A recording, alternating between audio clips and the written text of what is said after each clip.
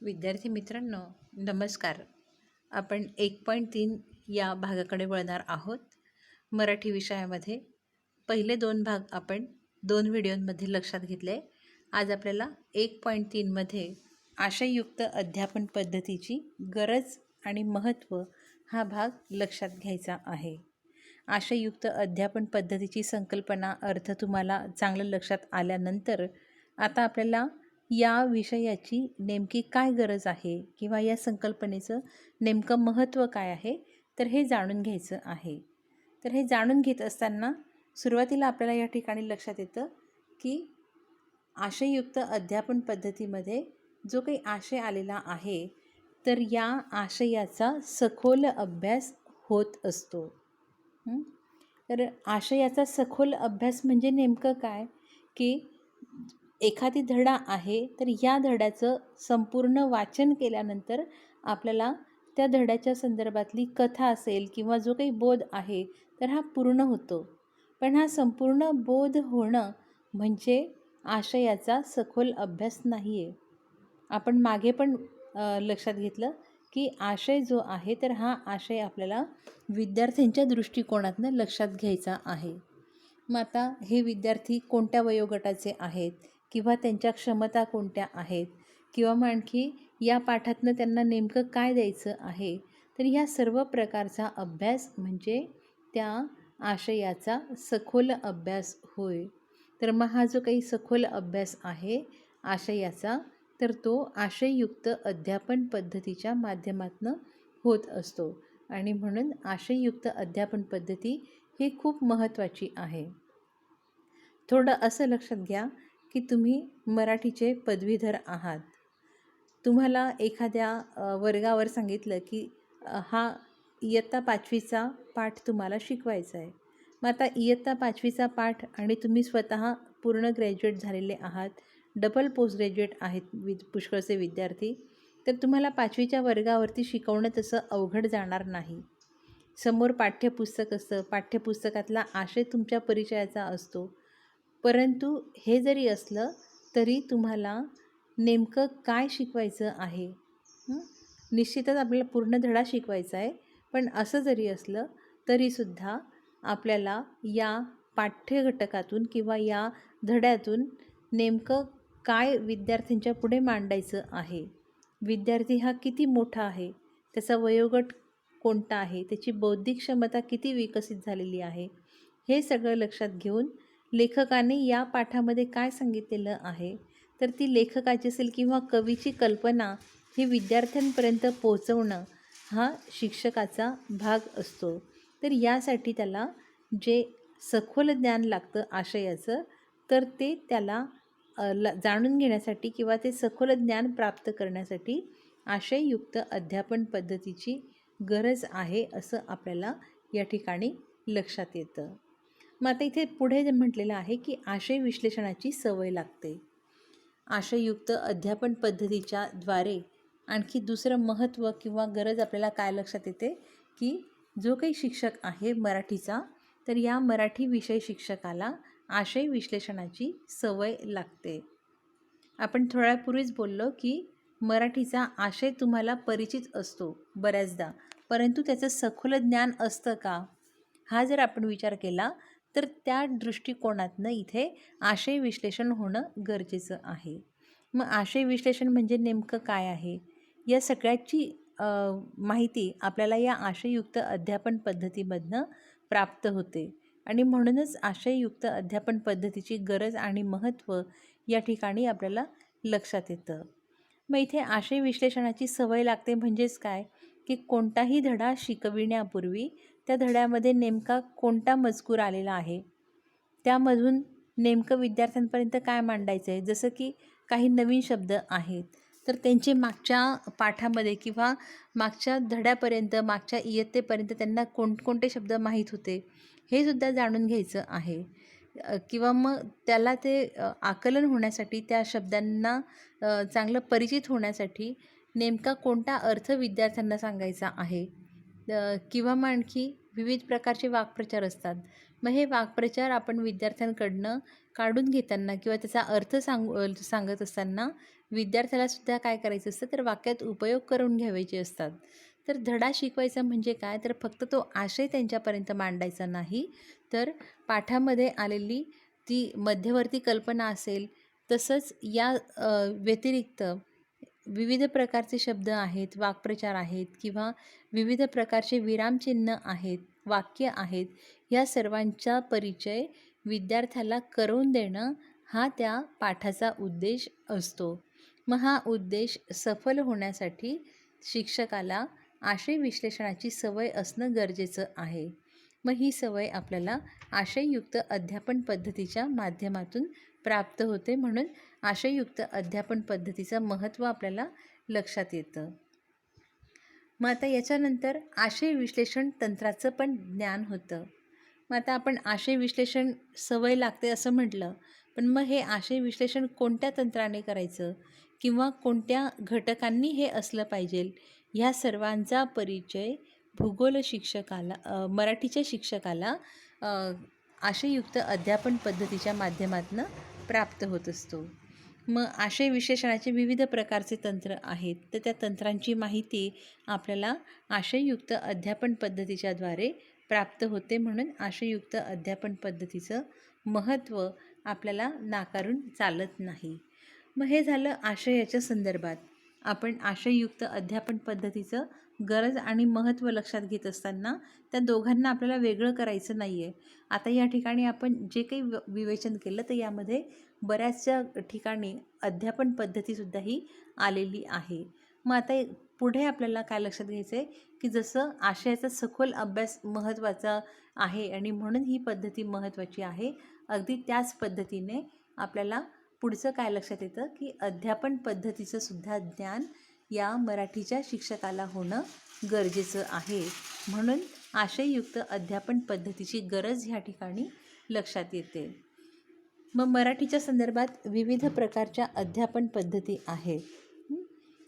तुम्हाला मराठीचे म्हणण्यापेक्षा साहित्याचे विविध प्रकार तुम्हाला माहीत आहेत, परंतु ते साहित्य प्रकार शिकविण्यासाठी कोणकोणत्या अध्यापन पद्धती आहेत, तर त्या अध्यापन पद्धतींचं ज्ञान हे तुम्हाला या आशययुक्त अध्यापन पद्धतीच्या माध्यमातून होणार आहे. आणि म्हणूनच आशययुक्त अध्यापन पद्धती ही प्रत्येक मराठी शिक्षकाला महत्त्वाची आहे, असं या ठिकाणी आपल्याला लक्षात येतं. तसंच इथे असं म्हटलेलं आहे की ही आशययुक्त अध्यापन पद्धती का महत्त्वाची आहे, तर मराठी शिक्षकाला किंवा एकंदरीत मराठीच्या अध्यापनाला योग्य दिशा प्राप्त होते. मग आता योग्य दिशा प्राप्त होते म्हणजे मराठीचा जो आशय आहे किंवा पाठामध्ये आलेला जो काही प्रसंग आहे, तो प्रसंग तर आपण विद्यार्थ्यांना योग्य दिशेनेच वर्णन करणार आहे. मग या ठिकाणी योग्य दिशा मिळते असं का म्हटलेलं आहे, तर एक लक्षात घ्या की मराठीच्या पाठ्यपुस्तकामध्ये जितकेही धडे असतील, कविता असतील, ह्या आलेल्या आहेत, तर या धडा आणण्यामागे किंवा ह्या कविता आणण्यामागे काही विशेष उद्देश असतात. मग ती लहान वर्गाला शिकवायची कविता आहे की मोठ्या वर्गाला शिकवायची कविता आहे, ती ह्या पुस्तकात का आणल्या गेलेली आहे, त्याच्यामागे कोणते उद्दिष्ट आहे, ह्या सगळ्यांचा अभ्यास आपल्याला आशययुक्त अध्यापन पद्धतीमधनं करायचा असतो. छोट्याशा कवितेमधून सुद्धा विविध प्रकारची मूल्ये जी आहेत तर ती मूल्ये विद्यार्थ्यांना म्हणजे त्यांच्यामध्ये रुजवायची असतात. जसं आपण देशभक्तीपर काही कविता आहेत, तर या देशभक्तीपर कविता शिकवत असताना त्यांना देशभक्तीचं जे काही बीज आहे तर ते विद्यार्थ्यांमध्ये पेरायचं असतं. तर कवितेचं केवळ आशय सांगून किंवा त्या कवीचं मत सांगून आपलं काम पूर्ण होतं अशातला भाग नाही. तुम्ही काही शिकवा, धडा शिकवा, कविता शिकवा, काही शिकवा, पण ते या पाठ्यपुस्तकामध्ये आणण्यामागे कोणता उद्देश आहे, विद्यार्थ्यांमध्ये कोणतं मूल्य रुजवायचे, कोणते संस्कार रुजवायचे आहेत, ह्या सगळ्यांचं ज्ञान आपल्याला आशययुक्त अध्यापन पद्धतीच्या माध्यमातून होणार आहे. आणि म्हणूनच ही जी काही संकल्पना आहे तिचं महत्त्व आपल्याला याही दृष्टिकोनातनं लक्षात येतं. पुढे असं म्हटलेलं आहे की हे जे काही आशयज्ञान किंवा अध्यापनशास्त्रीय जे काही ज्ञान आहे, तर हे आपल्याला आणखी कशा दृष्टिकोनातून लक्षात घ्यायचं आहे, तर अध्यापन आपण करत असतो तर ह्या अध्यापन करताना विविध प्रकारच्या पायऱ्या ह्या क्रमवार असतात किंवा त्या क्रमाक्रमानेच आपल्याला घेऊन पुढे न्यायचं असतं आणि म्हणून त्या पायऱ्यांचं सुद्धा ज्ञान आपल्याला आशययुक्त अध्यापन पद्धतीमधनं होत असतं. जसं आपण एखाद्या वर्गावरती पाठ घ्यायला गेलो तर आपण लगेच धड्याला सुरुवात करत नाहीत, तर त्या धड्याची जी काही पार्श्वभूमी आहे त्या संदर्भात विद्यार्थ्यांना नेमकं कोणतं पूर्वज्ञान आहे हे आपण लक्षात घेण्यासाठी सुरुवातीला आपण काय करतो, त्यांचं जे पूर्वज्ञान आहे तर ते लक्षात घेत असतो किंवा प्रस्तावना करून आपण त्यांचं ते उजळणी घेत असतो. तर मग यानंतर मग आणखी अशा विविध प्रकारच्या पायऱ्या आहेत. मग आज आपल्याला काय शिकायचं आहे, ते शिकणं का महत्त्वाचं आहे किंवा त्यामधून त्यांना विशिष्ट प्रकारची जिज्ञासा आपल्याला कशी निर्माण करता येईल, या सगळ्या प्रकारच्या ज्या विविध गोष्टी आहेत किंवा पायऱ्या आहेत तर त्यांचं ज्ञान आपल्याला आशययुक्त अध्यापन पद्धतीच्या माध्यमातून मिळत असतं. इतकंच नाही तर विद्यार्थ्यांना प्रश्न हे कसे विचारायचे, त्यांच्या विचारांना चालना देण्यासाठी कोणते प्रश्न निर्माण करायचे किंवा मग आपण जे काही शिकवलेलं आहे ते विद्यार्थ्यांना किती समजलं हे पाहण्यासाठी आपल्याला नेमके कसे प्रश्न विचारायचे, ह्या एकंदरीत संपूर्ण दृष्टिकोनातनं अध्यापनाचं जे काही विश्लेषण आहे तर ते आपल्याला केल्यानंतर त्यांच्या योग्य पायऱ्या ज्या आहेत तर त्या पायऱ्या आपल्याला आशययुक्त अध्यापन पद्धतीच्या माध्यमातून समजणार आहे आणि म्हणून ही आशयज्ञान किंवा आशययुक्त अध्यापन पद्धती जी आहे तर ती महत्त्वाची आहे असं या ठिकाणी लक्षात येतं. मग आता याच्यानंतर आणखी आशययुक्त अध्यापन पद्धती जी आहे तर त्याच्या अभ्यासातनं आपल्याला विविध प्रकारच्या शैक्षणिक साधनांची माहिती प्राप्त होणार आहे.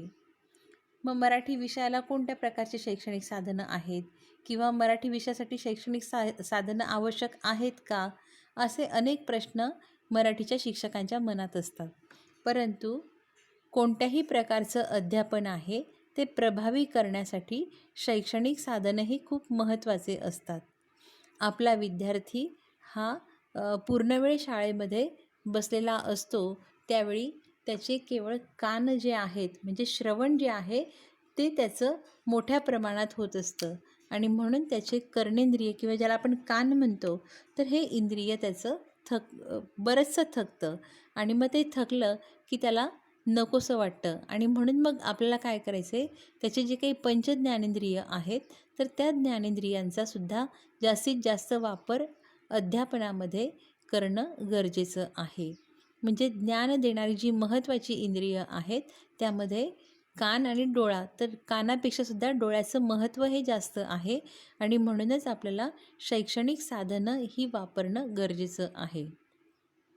असंही आपण अनेकदा म्हणतो की एक चित्र जे आहे तर ते चित्र नुसतं दाखवल्यानंतर अनेक शब्दांचे जे कामं आहेत ते काम वाचतं. लाखो शब्द जे आहेत ते आपण वापरून एखादी गोष्ट विद्यार्थ्यांना समजावून सांगू शकत नाही, ती एका छोट्या चित्राने त्यांना लगेच आकलन होते. तर मग अशा रीतीने ज्या ज्या ठिकाणी चित्र असतील तर ते चित्र तुम्हाला वापरायचे आहेत. बऱ्याचदा नकाशा हा सुद्धा आपल्याला मराठीच्या शैक्षणिक साधनांमध्ये वापरावा लागतो. उदाहरणार्थ सांगायचं झालं तर अंदमान निकोबार नावाचा एक धडा आहे पाठ्यपुस्तकामध्ये. तर तो धडा शिकवत असताना तिथलं निसर्ग सौंदर्य तर आपल्याला वर्णन करायचं आहेच. आपला मूळ गाभा ते तिथलं निसर्ग सौंदर्य वर्णन करणं हाच आहे. परंतु तरीसुद्धा हे अंदमान निकोबार नेमकं कुठे आहे, आपल्या भारताच्या नकाशावरती त्याचं ठिकाण नेमकं कुठे आहे, ही सुद्धा कन्सेप्ट विद्यार्थ्यांना क्लिअर होणं गरजेचं आहे. म्हणून जरी आपण मराठी विषय शिकवत असलो तरीसुद्धा त्याला अशा विविध प्रकारच्या शैक्षणिक साधनांची आवश्यकता असते. मराठीसाठी आपण जसं चित्र बघितलं तर या चित्रांचेही अनेक प्रकार आहेत. तरंगचित्र आहेत, घडीचं चित्र आहे. तर असे विविध प्रकारचे चित्र आपल्याला वापरायचे आहेत. तसे इतरही जे काही शैक्षणिक साधनं आहेत तर ते आपल्याला वापरणं गरजेचं आहे. कारण ह्या चित्रांच्या माध्यमातून किंवा ह्या शैक्षणिक साधनाच्या माध्यमातून विद्यार्थ्याला तुमचा पाठ किंवा तुमचे अध्यापन हवेसे वाटणार आहे. विद्यार्थ्याला त्या शैक्षणिक साधनांच्या माध्यमातून मराठी विषयाची रुची निर्माण होणार आहे आणि म्हणूनच अशा रीतीने विविध प्रकारच्या शैक्षणिक साधनांचं ज्ञानसुद्धा या आशययुक्त अध्यापन पद्धतीमधून होत असतं. म्हणून ही जी पद्धती आहे आशययुक्त अध्यापनाची तर ती महत्त्वाची आहे. यानंतर पुढचं खूप महत्त्वाचं महत्त्व या ठिकाणी आपल्याला लक्षात येतं की आशययुक्त अध्यापन पद्धतीमधून नेमकं काय होतं तर पाठामधून नेमका विद्यार्थ्यांना कोणता संस्कार द्यायचा आहे. संस्कार आपण मूल्य म्हणतो, त्याला व्हॅल्यूज म्हणतो. तर या पाठामधून विद्यार्थ्यांपर्यंत आपल्याला नेमकं कोणतं मूल्य रुजवायचं आहे, कोणत्या गाभा घटकासाठी हा पाठ पाठ्यपुस्तकामध्ये आलेला आहे ते लक्षात घेऊन तो गाभा घटक आणि मूल्य यातून जो काही संस्कार आहे तर तो संस्कार आपल्याला विद्यार्थ्यांमध्ये कशा प्रकारे रुजवता येईल याचा संपूर्णपणे अभ्यास हा आशययुक्त अध्यापन पद्धतीच्या माध्यमातून होत असतो. आणि म्हणूनच आशययुक्त अध्यापन पद्धती जी काही आहे तर ही खूप महत्त्वाची अशी अध्यापन पद्धती आहे. तर ही जी काही आशययुक्त अध्यापन पद्धती आहे हिचा जर प्रत्येक तासाला तंतोतंत वापर केला गेला तर निश्चितच भावी पिढी जी आहे तर ही निश्चित आपण ठरवल्याप्रमाणे ही विकसित होणार आहे, त्यांचा विकास होणार आहे. तर अशा रीतीने आपल्याला या पद्धतीचं जे काही महत्त्व आहे तर ते अशा रीतीने स्पष्ट करता येईल.